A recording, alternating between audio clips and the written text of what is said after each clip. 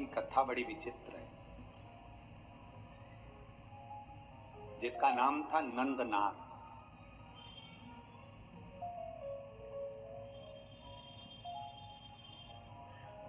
ये नंदनाथ तमिलनाडु में रहता था।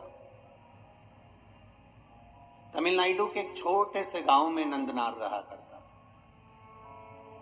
शिव का भक्त था।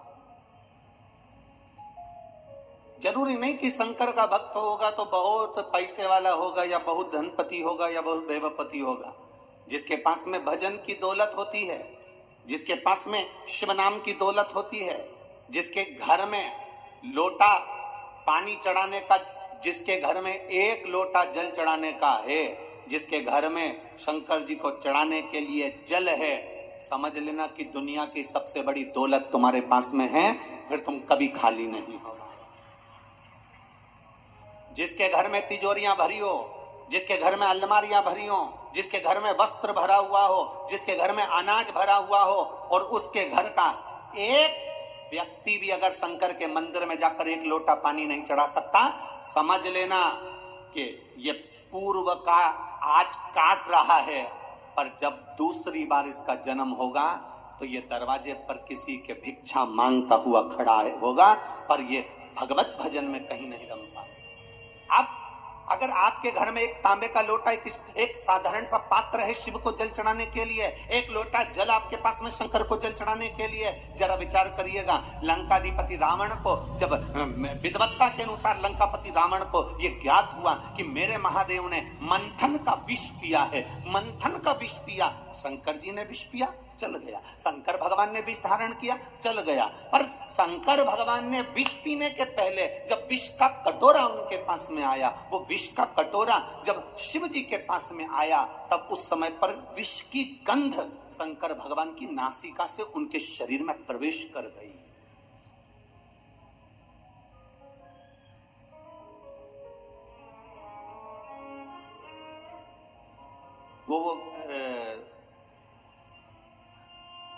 वो ऐसा विक्स का एक ऐसा वो होता है, उसको नाक में ऐसे डालो तो खींचते हैं सर्दी होने पर। क्या बोलते हैं वो तो तुम्हें मालूम है, ठीक है। बाम की डब्बी होती है, विक्स की डब्बी होती है। किसी किसी की आदत होती है शाम को सोने से पहले वो थोड़ा थोड़ा नाकों में सूंघ लेते हैं, भेजे में वो चला जाता है सूंघने पर।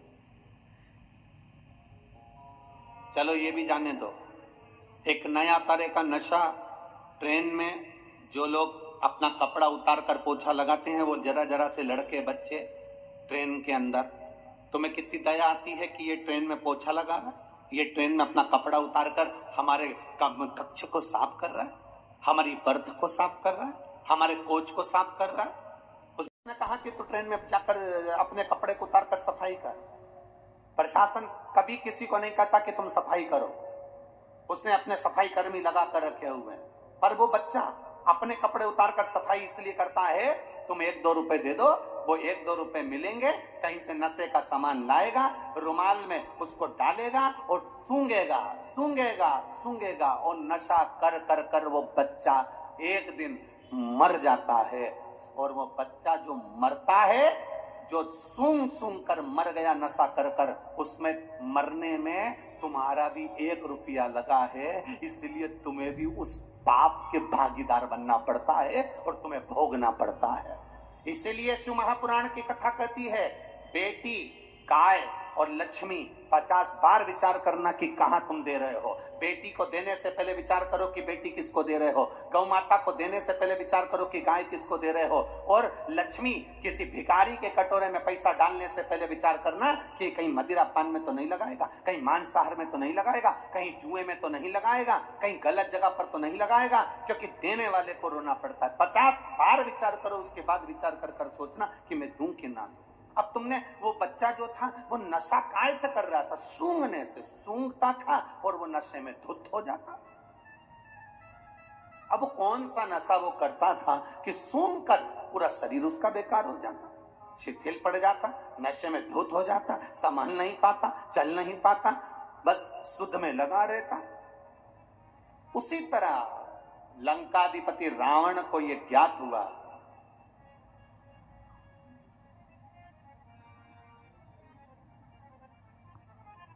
बहुत सुंदर संवाद है, जरा ध्यान दीजिएगा। लंकाधिपति रावण को यह मालूम पड़ा कि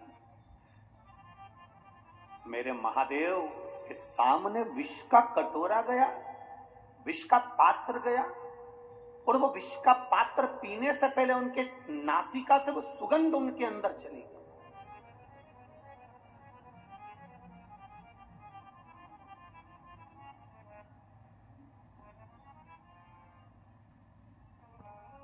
डॉक्टर के पास जाकर कहना, डॉक्टर साहब मेरा पेट बहुत दुख रहा है। डॉक्टर एक गोली देगा,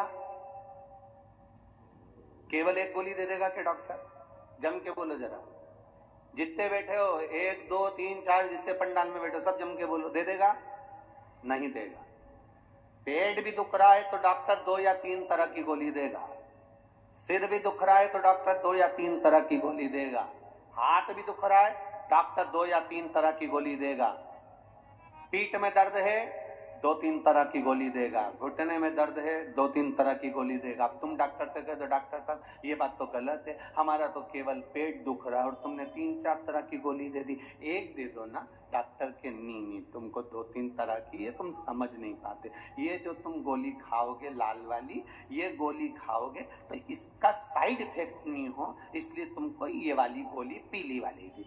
पीली वाली गोली खाओगे तो तुमको ये साइड इफेक्ट ना कर जाए, इसलिए तुमको ये हरी वाली गोली दी।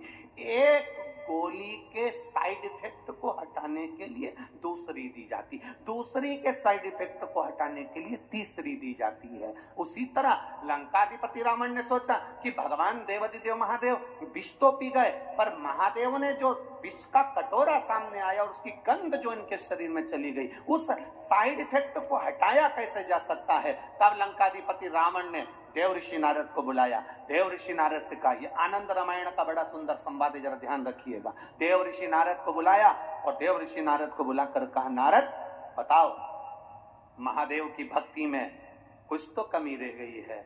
महादेव भले विष पी लिए, नीलकंठ धारी बन गए, पर उनको जो विष की गंध है वो उनके शरीर में पहुंच गई है। मेरे बाबा के अंदर पहुंची हुई वो गंध कैसे समाप्त हो सकती है? जब उनके अंदर की गंध समाप्त हो जाएगी तो मैं जानता हूं कि मेरी जिंदगी भी सवर जाएगी, मैं सोने की नगरी में जाकर बैठ जाऊंगा। तुम बताओ क्या करूं मैं? नारद जी ने कहा, ये मैं नहीं बता सकता। नारद जी ने कहा, मेरे मित्र तुम रुका जी के पास जाओ। तुम रुका जी के पास देव ऋषि नारद ने भेज दिया। लंकाधिपति रावण तुम रुका जी का भजन करने लगे, तुम रुका जी का स्मरण करने लगे। शंकर का कोई उपासक, शंकर का कोई भक्त, शंकर की चर्चा करने वाला, शिव की भक्ति में जनता को, जनमानस को, भक्तों को डुबोने वाला, शिव के स्मरण में रमने वाला, शंकर के मंदिर में रोज 1 लोटा जल चढ़ाने वाला, इसका केवल एक सानिध्य मिल जाए, इसका केवल एक दर्शन भी हो जाए तो समझ लो कि तुम्हारी जिंदगी सार्थक हो गई, तुम्हारा जीवन सार्थक हो गया। आज लंकाधिपति रावण तुमरुका जी का दर्शन करे।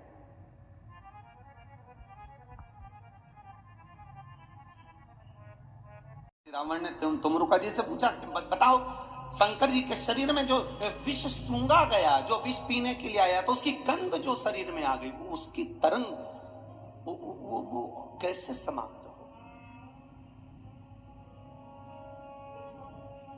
तुमरुका जी ने कहा, रावण दशानन 10 ग्रीवा, सुनो,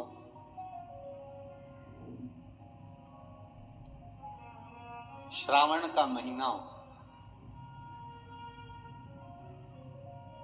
भूलवश 2 हाथ में अगर गंगा जल हो, शिव को समर्पित हो,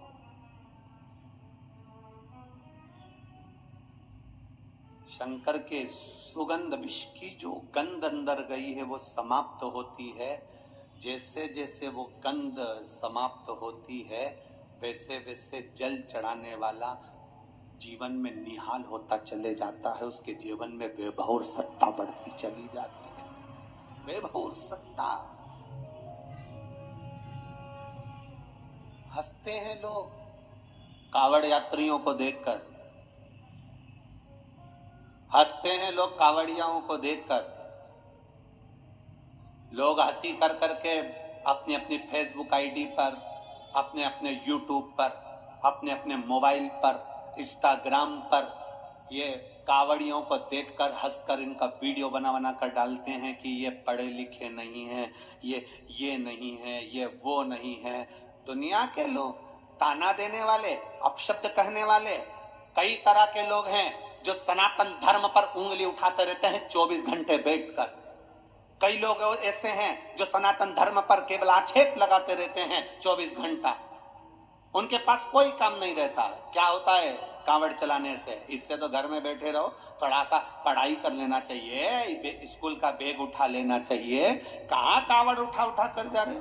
कौन ने कहा तुमको कांवड़ उठाने के लिए? ये दुनिया के लोग हैं जो ताना दिए बिगर नहीं रह सकते। उनको जवाब है तुमरुका जी का, उनको जवाब है देवर्षि नारद का, उनको जवाब है लंकाधिपति रावण का।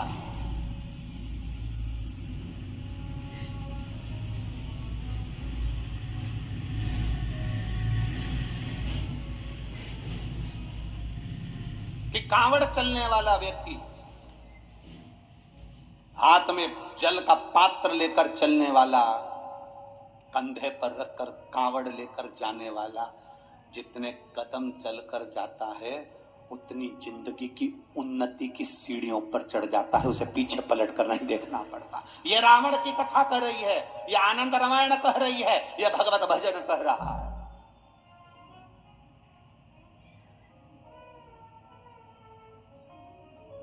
हंसेंगे दुनिया के। ये आप कथा में आए हो ना, तिल्दा नेवरा में पहुंचे हो तो लोग हंसेंगे। अभी रायपुर में सुन ली तुमने, भिलाई में सुन ली तुमने, और कहाँ सुन ली थी, सुहेला सुन ली तुमने,